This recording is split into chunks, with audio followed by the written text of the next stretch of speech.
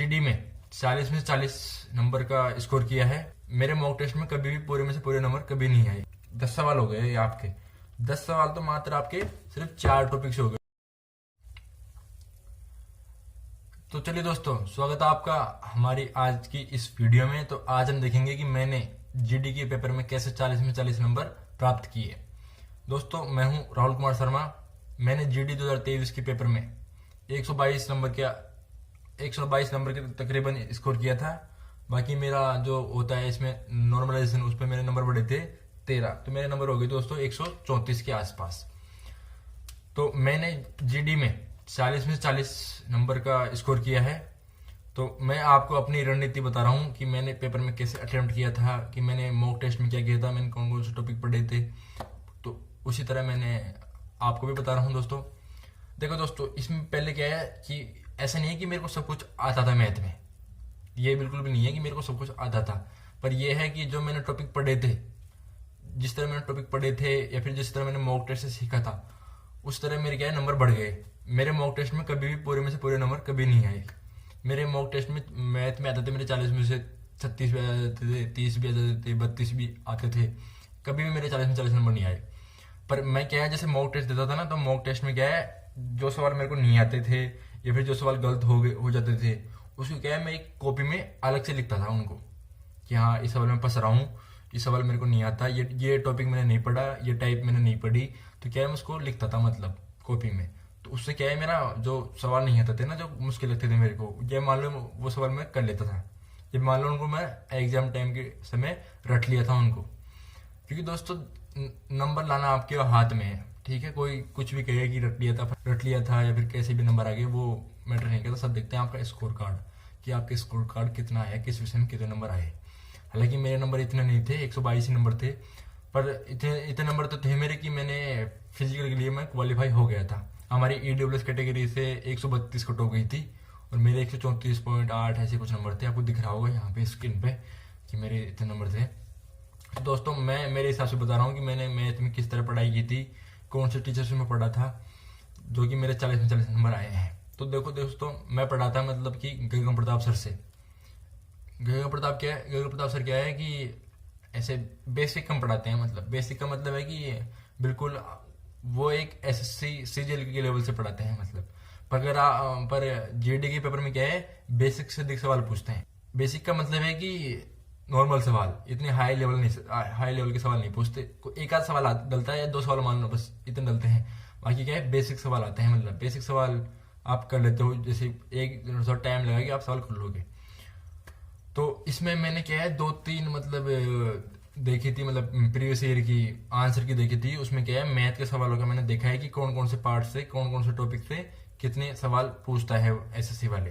तो उसमें क्या है, मैंने यहाँ लिख रखा है कि कौन कौन से टॉपिक पूछता है।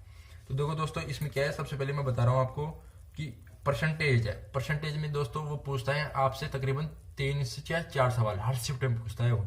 चाहे आप कौन से भी वो देख लो आप आंसर की, उसमें आपको दिख जाएगा साफ साफ कि मैथ के अंदर 3 से 4 सवाल परसेंटेज के पूछ रहा है वो, नॉर्मल परसेंटेज के।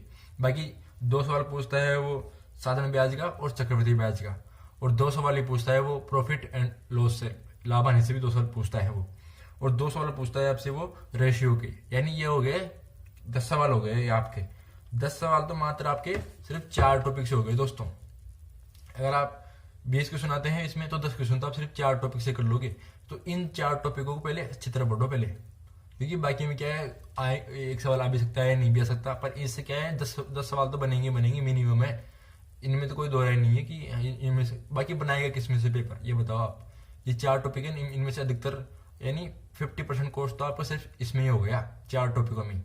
बाकी बचे के 10 क्वेश्चन, तो 10 क्वेश्चन में क्या है, वो 2 सवाल पूछेगा टाइम एंड वर्क से, यानी समय, कार्य, मजदूरी के, वो सवाल पूछेगा 2 सवाल। वो भी नॉर्मल है। बाकी मैं करवाऊंगा अगले आने वाले हफ्ते में 1-2 बताऊंगा कि मॉक टेस्ट कैसे हल करें, या मैथ के सवालों को कैसे हल करें। प्रीवियस पेपर के जो सवाल आए हैं उनको भी मैं हल करवाऊंगा यूट्यूब पे। तो आप चैनल को सब्सक्राइब कर लो दोस्तों, और बेल आइकन भी दबा लो।